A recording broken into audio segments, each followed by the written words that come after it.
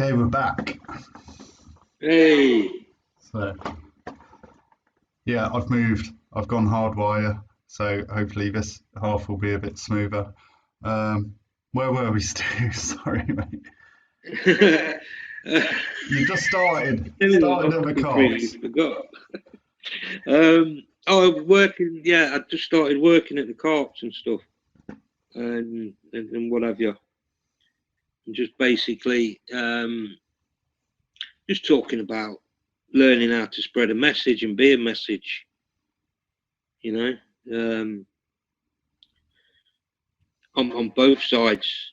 I started going to AA with my sponsor, and started getting used to sort of like meeting life, life in the meeting rooms, and listening to people's shares and getting identification from them shares, and just seeing that, as it says, we say we have to look for the similarities and not the differences, because we're all good at that when we're in early recovery. But I just started seeing that, there's a common theme going through here, that we're all knackered, and I need a program to help me stay away. I started to learn the fact that alcohol, drugs, substances, whichever fellowship we're in, is not the problem. I'm the problem, and I'm responsible for that problem. And I've got to sort that problem. And everything else that I was using to medicate that problem. I said something in that teaching on Friday, that I'd never said before to anyone, and it just come from nowhere. And I was talking about, I'd heard in a meeting room a while ago that, we need to separate the alcohol from the ism, because alcoholism, if you separate the word alcohol from it, you're left with a problem, which is the ism, which is the I, yourself, and the me. And when I heard that, I was like, wow, I've never heard that before. I've been in recovery for about 4 years, and I'd never heard that. And I was like, wow, that's brilliant. And when I hear stuff and I like it, I start sitting with it and I start mulling it over. And I started saying that, I need to sort I out, because I'm selfish. And because of that, if I put the wrong medication in the M in me, the I in the self is just running riot, and I'm just running on self-will when I'm self-medicating, And I needed to find a new way to deal with me. I needed to find a new way to medicate my problem. And when I went into treatment, I always say to the lads that, God gave me a toolbox, and I'm like, so let's just say, God, give me this toolbox. I'm like, all right, okay, thank you. And I open it up and I'm like, it's empty. And God's like, yeah, I know. Fill it up. Fill it up with tools, because you're going to need them. And the first tool that I needed to put in that box was surrender. That's the first thing I needed to do. I needed to surrender. And that's what I did when I went into treatment. And then I done all my treatment program, and I learned, and I picked up so many tools. But then when I came out, I needed to pick up, I picked up spiritual faith tools while I was in there. I learned a lot about my faith and about God, about Jesus, about a lot. And my relationship got strengthened in there. But when I came out, I needed to learn about recovery. And this is what I always say. I needed to understand the danger of that first one. I needed to start understanding, getting around other recovering alcoholics and addicts, like-minded people that were seeking recovery. And this is what I've done. And I was thinking, started doing service, because we're here, the 4 S's: service, sharing, steps, and sponsorship. Sponsors. I started getting involved in all that, and I just loved it.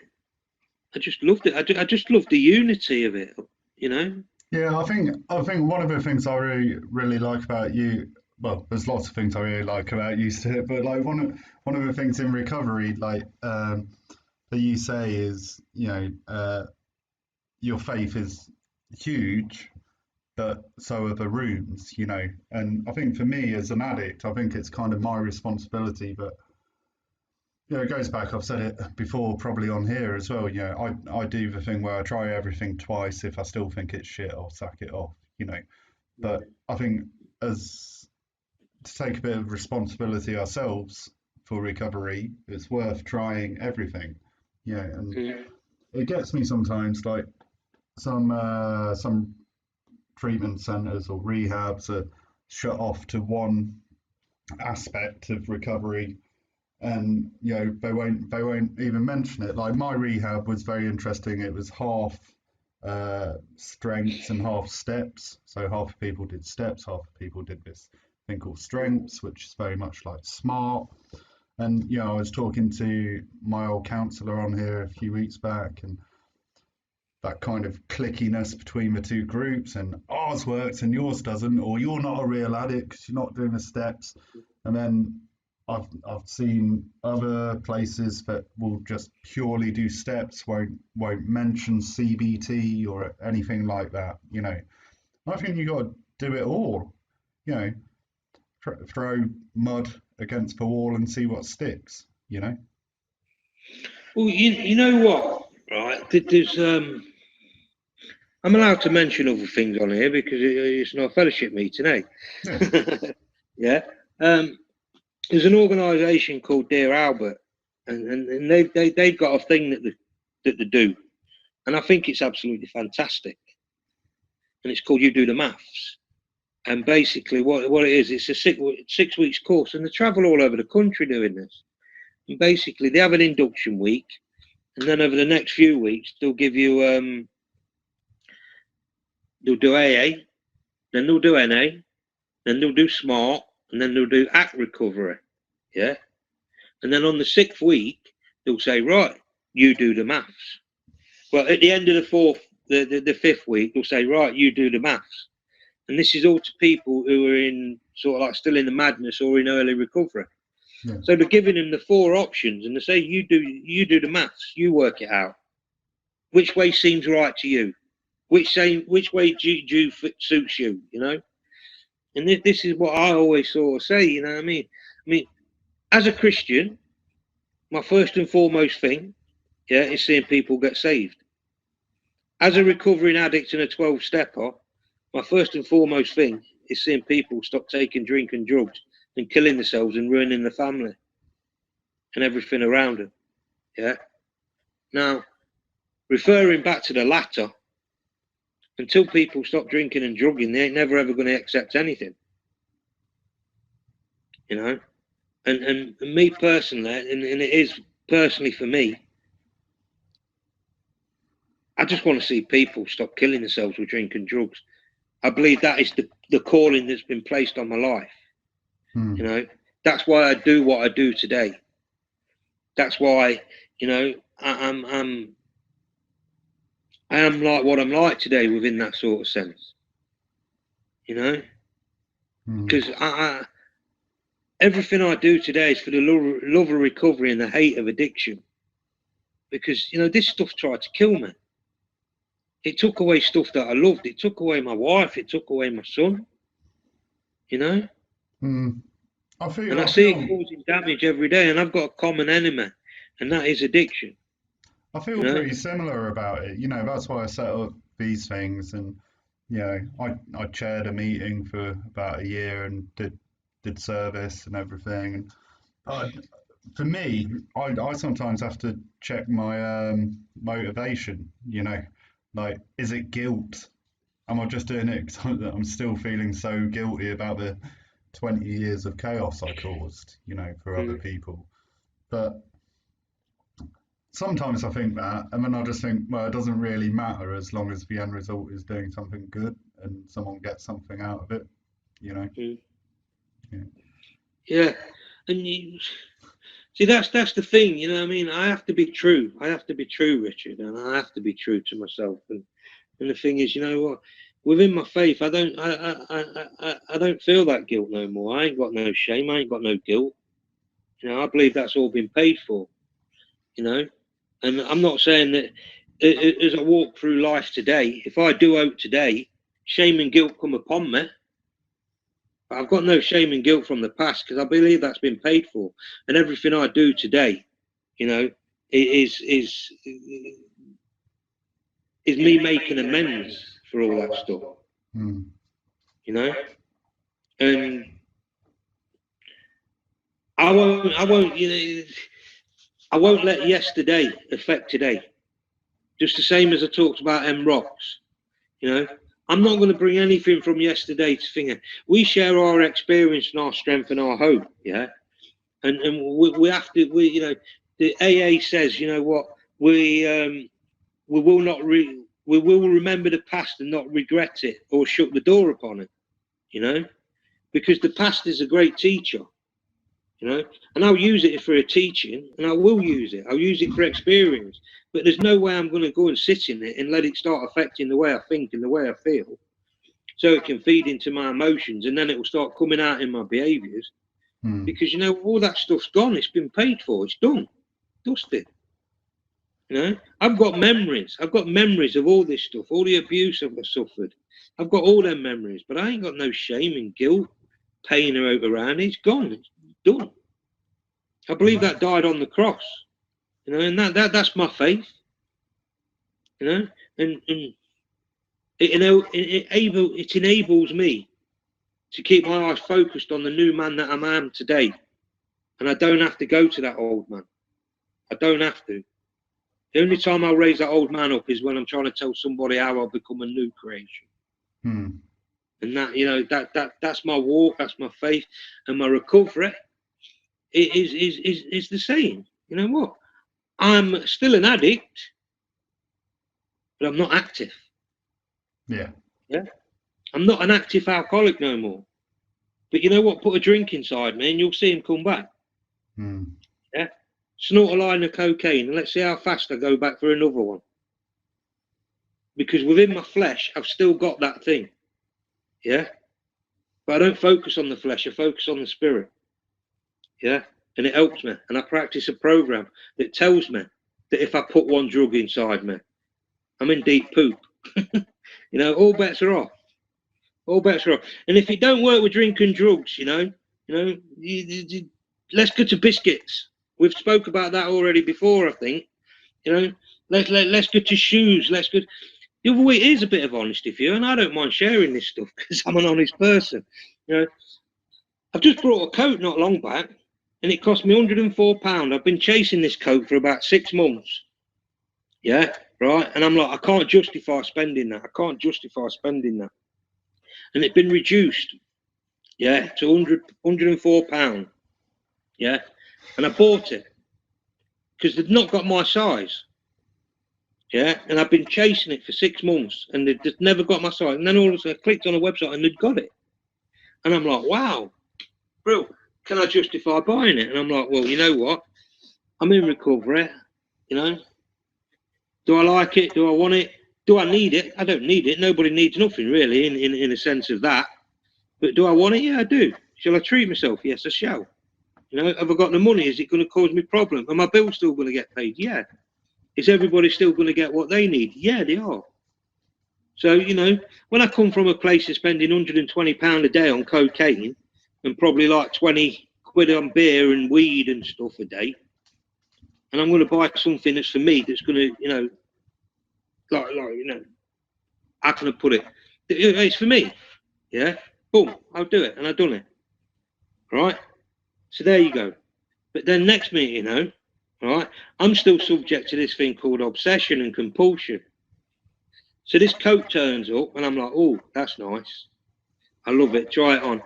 And then I go on Facebook and then next minute, you know, a little advert comes up and I'm like, oh man, look, I've done the same with my car. I've just got a car, innit? I've done the same with my car. Just had a car and I'm looking at other cars going down the road and go, oh, that's nice. I could have had that. You know? Yeah. Always got that thing. So I've tried this coat on and then within a couple of hours, I've spent another 35 quid. on another coat because it's been reduced from somewhere else. And I'm just like, it's just compulsion. It's nearly summer as well, Stu, you know. Eh? It's The nearly winter will summer. come again. Winter will come again. Let's go to justification. Yeah, I mean, dude, like one of the things with this Corona lockdown, I've been trying to save money. You know, I'm not going out to the coffee shop all the time, and you know, I'm not catching the bus into town or anything like that. And but I think you know about my little hobby of collecting old wrestling toys, and Yeah, that's I've seen it. I've seen it. I don't know about it. I've seen it. that's gone mental. So I've been like spending a fortune on them, but then I'll justify it by you know, sending something to my daughter, you know, Yeah. via Amazon. Oh, so I've sorted everyone else, or my missus I've sent like presents, and it's like, oh, I've sorted everyone else out. Yeah, I can have a little treat. And last night I bought some fire poi, you know, them things you swing around and Yeah. set on fire. And I think I owned them like 15 years ago, when I was really, really, really drunk. You know, if they'd have gone past my mouth, fire breathing as well. It's like, but, you know, I bought some of them last night. I'll probably never use them.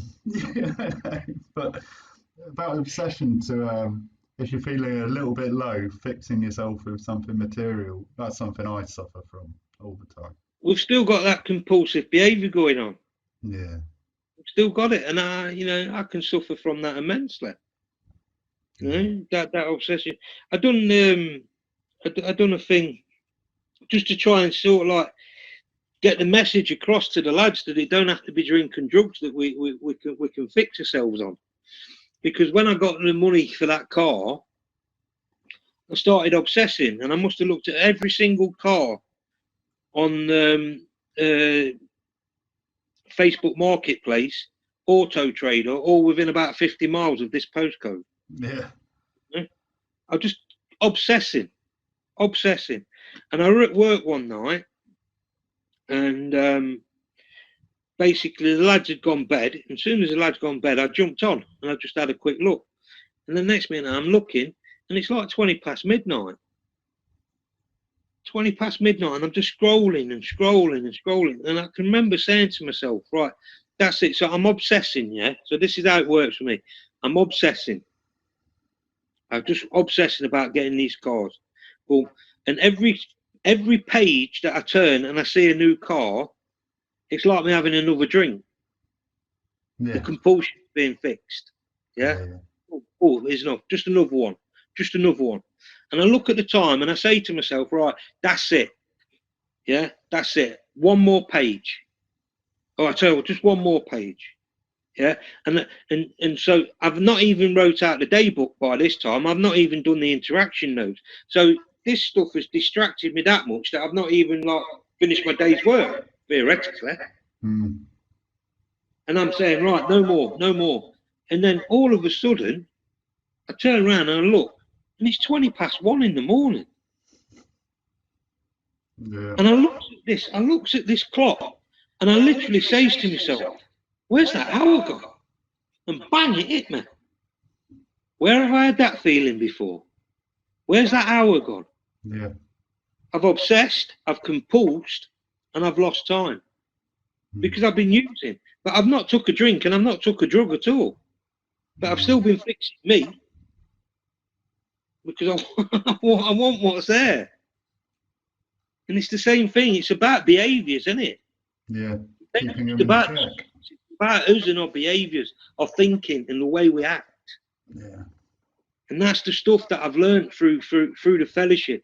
You know, getting around people that is multiple years in recovery, that have been through this. The fellowship says, done it in the preamble, our predecessors that have fought this hard fought fight. You know, people have gone before us. You know, that fellowship started in, I think it's 1935, AA started, got founded, something like that. Yeah. So since 1935, yeah, all these alcoholics, all these addicts that have fought this battle for us today. to get us to a place today where we can understand, we can hear a language, a common language through literature that we get within the rooms, yeah? And we can hear all this language that we can understand, that they've all fought for. I think about this stuff today. You imagine how much pain and how many relapses, how many broken marriages, how many all this stuff that has been to get us to today, to the literature and the way we are in recovery today. Well, it's like our buddy Jerome says, you know, like learn from other people's mistakes, let them go out and do the experiment. We've got nearly 100 years of that, you know. Yeah. So. And that's you know, that's exactly what my old sponsor said to me when I was in treatment. He said, Stuart, there's going to be loads of people around you that are going to make mistakes. Look out for them so you don't make the same ones, because you can learn from their mistakes. Yeah, and I've seen it. I've seen people, and here's another thing for people coming out of rehabs. A lot of people don't like it when I speak like this, you know. And, you know, but I speak for myself. I speak for myself. And only what I got told was, when you come out of rehab, you know, don't go rushing back into work and getting jobs. That's why I started volunteering, you know, because I believed and I come to an understanding that Stuart with a pocket full of money in early recovery, you know, probably ain't going to be good. It's a temptation, you know, and shopping in second-hand clothes shops, wearing other people's clothes, taught me the value of money, because I had absolutely jack crap, you know, and it taught me that I need to be wary with my money in that, and also don't be going out and getting in relationships straight away, because that's a massive pull down of people in early recovery, you know. And I followed all them suggestions. Every suggestion that I got given along that sort of stuff, I followed. You know, and I do still follow them suggestions. You know, I'm still bloody single. You know what I mean? So I need to start putting effort into that.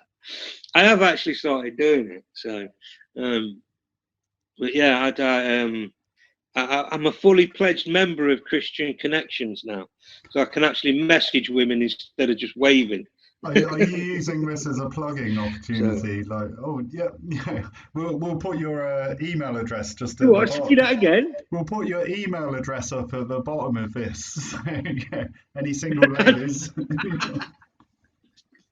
Yeah, just in case, eh? Yeah. Well, there's another thing. I also got told be wary of having relationships with people in recovery, but you know, and I don't know, but I've heard the horror stories, but I've also seen the success stories. I think it's, you know, that's a big one for me, man. That's a big one for me.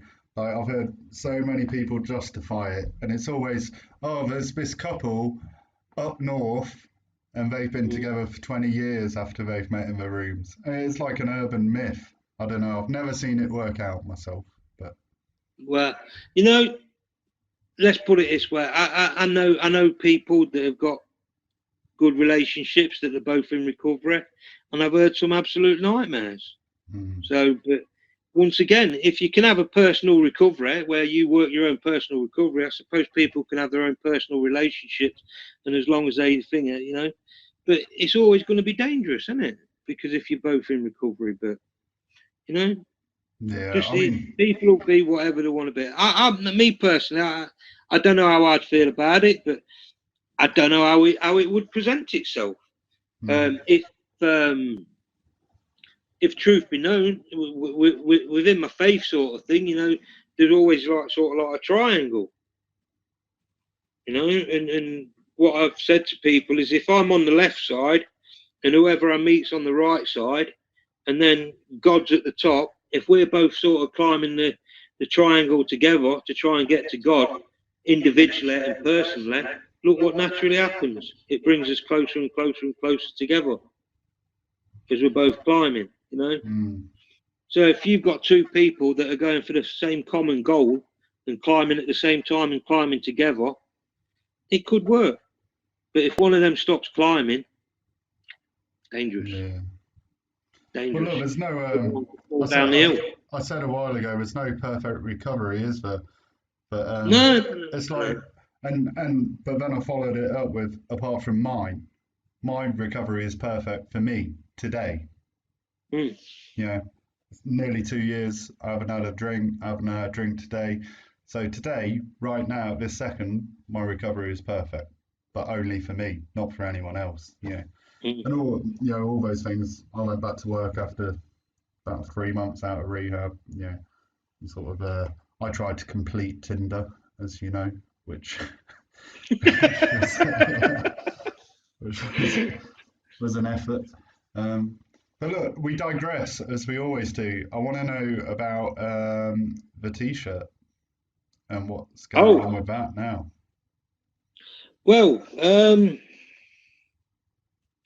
as I was moving on through my recovery and I was giving back and volunteering in all these places, and you know, I've I've wrote, as I said before, I write poetry and what have you, and I set up a couple of writing groups. I've set up writing groups and recovery groups, and it was just all part of giving back. And then one night, about 3 years ago, it might be a bit longer than that. Can't rightly remember, but God sort of gave me a vision. I went to the toilet early one night and early in the morning, and I just got stopped in my tracks, and I just felt God sort of speak to me and say that as we look around this country, we can see people raising money for anything from cats and dogs, heart disease, and all these different things, and birds. Which, yeah, perfectly. I'm not saying anything against that. Nothing. But what he did say is, I don't see anybody raising a pound for my children that are suffering from the illness of addiction. And it just hit me like a freight train. And from that moment on, I've been sort of like doing bits and bobs around setting up a charity. And the nooks and crannies of the charity is basically, we're going to be raising money in any way that we can. We're going to be raising a pound for that still suffering addict out there on the streets, that still suffering alcoholic that's locked in isolation in his house, raising money for people in addiction, because what I've learned is that when we get given the gift of desperation, that's when we need the help. And I've seen a lot of people fall through the net in this last 4.5 years because they've lost that gift of desperation, because they've been waiting for rehab places, they've been waiting for detoxes. And this is the thing that God sort of shown me, that every penny raises are going to be going into a pot. And I see this charity being a national charity, and it's called Fair Look. I'll show you. Fair UK, funding addicts into recovery. And the ethos of the charity is to put the choice to change back in the addict's hands. And it's going to be by the addict, for the addict. We're going to be raising our own money. We're going to be self-supporting in a sense, but we will take donations.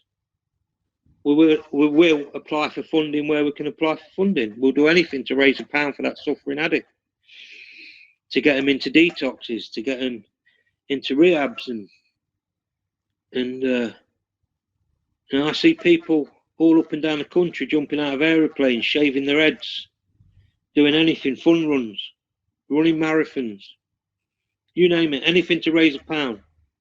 Not just addicts, not just alcoholics, but friends and families of, because they suffer too. When this charity is fully set up and running, we're going to be supporting families while people are in rehabs and that, because as you've heard, I work in a rehab, and I've seen a lot of people walk out because the families are struggling at home. So the families need supporting just as well as us. And this is what this charity is going to be about. As you can see the logo there, you've got the caring hands. Here's the community lifting the addict up. And that's what that symbolises. The recovering addict and the community. all lifting the addicts up together. You know, because there's a lot of people out there that don't understand it, and we're going to be out on the streets. We're going to be spreading a message on the streets as well. You know, this charity is still young. It's only just sort of like getting set up, and but when it's fully running, we're going to be in every town and every city spreading a message and telling people the true nature of the illness of addiction. That we're not having fun. We're not having fun at all. We're dying each and every day, you know, and it ain't just about us. It's about our families. It's about communities. That's what it's about. And I know you don't want to take away anything from for work that other charities do, and you know, every charity is a good cause, really, isn't it? But the funding for sort of addiction research and getting people into recovery is, you know, never. I don't think the need has ever been greater for that kind of funding. The government aren't willing to do it at the minute. There's been talk about various strategies and whatnot, but if you look at any illness, the more money plowed into the research and eventual cure's not the right word, but treatment of it, you know, the lower the death rate becomes, the lower the uptake of that illness becomes. So what you're doing is amazing, mate. Oh, thank you. I mean, I see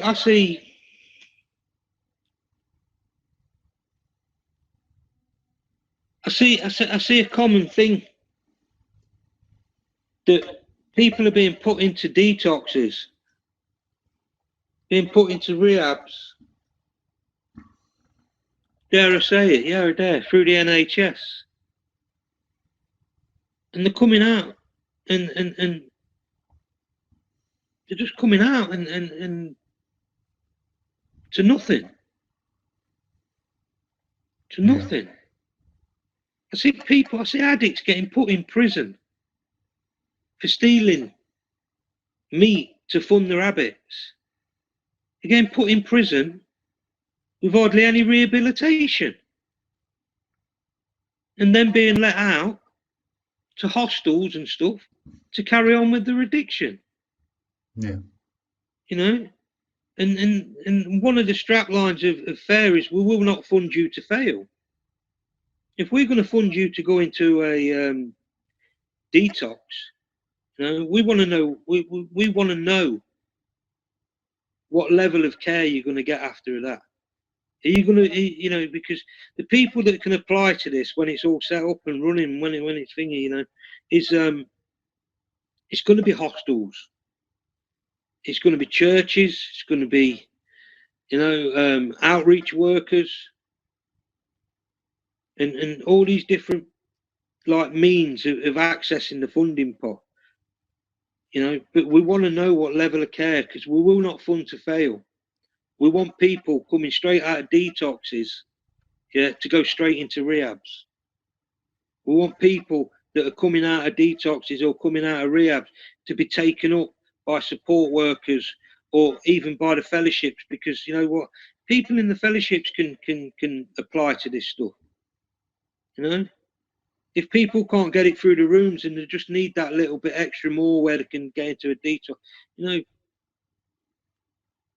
apply.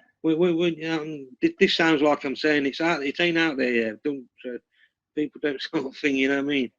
We're just like we were just working on trying to get a first person into a detox through this, you know, through the actual organisation. But then this lockdown come, and it's just basically it's put everything on hold. You know, it's proper put everything on hold.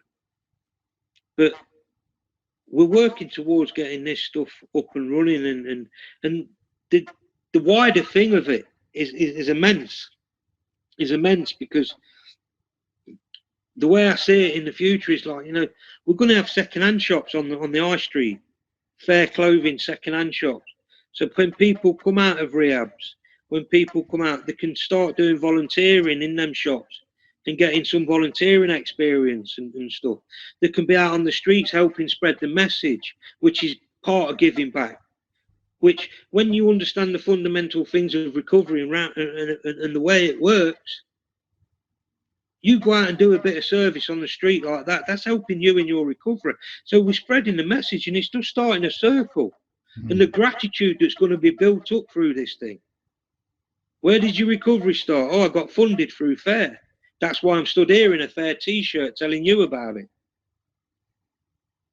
You know? And see, this addict here, you know, and this ain't all mine, you know, this is stuff that I've learned, you know. I mean, I can't take onus for all this sort of stuff. You know, but see, this addict here, this alcoholic that's in recovery, yeah, and this is what what FAIR's about. This is what this charity is going to be about. My recovery don't just benefit me, because I'm a responsible dad today. I'm a responsible dad. You know, I live at home with my mum. I'm caring for my mother. I couldn't have done that in addiction. You know, I've just supported her through 2 years of grief. Still, I'm doing. Not just on my own. You know, I've got my nieces and my nephews and my brother and sister. So I don't want everybody thinking I'm this great. I am. It's not like that. You know, but I've been there for my ex-wife, and she's just come through a massive illness and an operation. Now, this is all stuff that I've done in recovery. So my recovery don't just benefit. It's not just me, but also it's not just me. It's not just my family. But you know what? It's every other recovering or suffering addict, alcoholic, because I'm spreading the message. But also, I'm not being arrested no more. So I'm not costing the judicial system money. I'm not being taken to court for no insurance and drink driving. And well, I never got done for drink driving. Just driving without a license. Still slapped out. You know, so and I think, and I'm not being taken into hospital. You know, fitting. I'm not costing the NHS money no more through that stuff. And I'm a productive member of society. I'm actually working and I'm paying back into society. So that's what this addict, alcoholic in recovery is. You know, it benefits everything, communities. And the way I see it, yeah, right, if I can recover, my family can, I won't get emotional. If I can recover and my family can recover from my addiction and my communities can start recovering, then why can't we recover as a nation? Because this is a national problem, you know, and it don't just affect people in council estates. It affects everybody from the streets up. I know loads of people that have been in high-flying jobs. I sat opposite a bloke in the first AA meeting I ever went to, yeah, coming out of treatment. I sat opposite a bloke who was one of the highest paid judges in this country. This stuff affects everybody. Just the same as this coronavirus. It's not selective. It don't choose you by your colour of your skin. It don't choose you by your gender. It affects everybody. So that tells me it's everybody's problem. I'm responsible for my recovery, yeah? But I believe that we can all recover together if we all pull together, you know, as a human race, because it's worldwide, isn't it? I've got poems written about this stuff, you know? It's worldwide. I'd love to see the statistics on how many people actually die and overdose worldwide, just to actually get the full scale of what addiction actually does. And you know what? I mean, I just wrote a poem about, and it's called Everybody Knows Me. Yeah, sorry, hold on, sorry about that. What? Rightio, I'll be down in a bit. I'm just doing a video. Sorry, that's my mum. I'm just doing a video. There you We've go. probably got about 5 minutes of space left on the Right. drive anyway. So So basically, yeah, that's, you know, and that's the thing. And then you know, we've got this Aware, which that's been set up underneath there, which stands for Alcohol Watch or Aiding Recovery Education. You know, and them cards have gone into every single shop in the Charnwood Borough Council area. And I've been around a few of the shops, and Bargain Booze, where I live, just round the corner. I've had to take, I gave every single shop 25 cards, or was it 25 or 50? I can't remember. 25, I think it were. Every shop in Loughborough and surrounding areas in the Charnwood Borough had 25 cards. And the few shops that I've been in, I've not been back round them all yet, but the few shops I've been in, they've all had cards taken. And on the back of the cards, you've got helpline numbers, you know, where people can phone up for people who've got a problem with alcohol, you know. And I believe through that will feed into this. It's about spreading that message that we can and we do recover, you know, and it's not all about just us, it's about our families and that, you know. And I've learned all this stuff, and how do I do all this stuff? Because I'm grateful.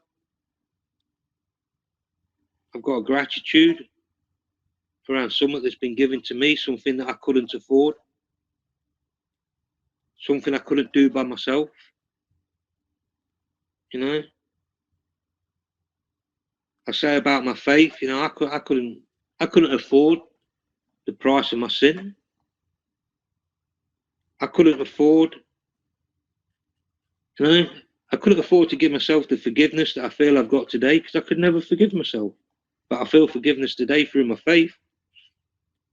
But I know something, I couldn't stop drinking by myself. I couldn't stop taking drugs by myself. And that's why I need everybody in recovery. That's why I need everybody around me. Because you know what? It's a we program, not an I program. And that's why I say we recover.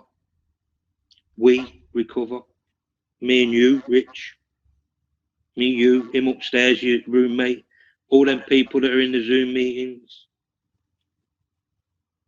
And I just think it's a beautiful message that, you know what?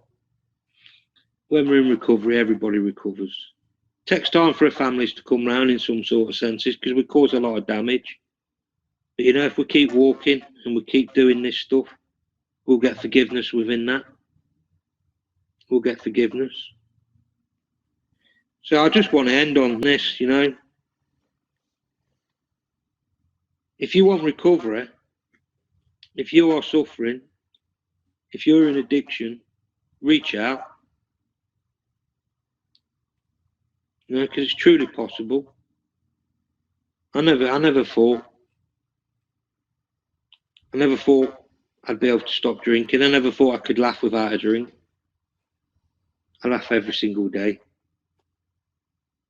You know, I've got a peace today, a peace that passes each and every understanding. And I know for a fact that I don't have to medicate with drinking drugs to sort this out no more. But I have to make a choice every day. I have to make a choice. I took Jesus Christ as my Lord and Saviour once and once only, but I have to choose to follow him every day. I have to choose to go to meetings. I have to choose to practice my program. I have to choose to bring my sponsor. And if I don't do that stuff, I'm in danger of going back out there and taking the medicine that made me ill. And I don't want to do that. Nice one, Stu.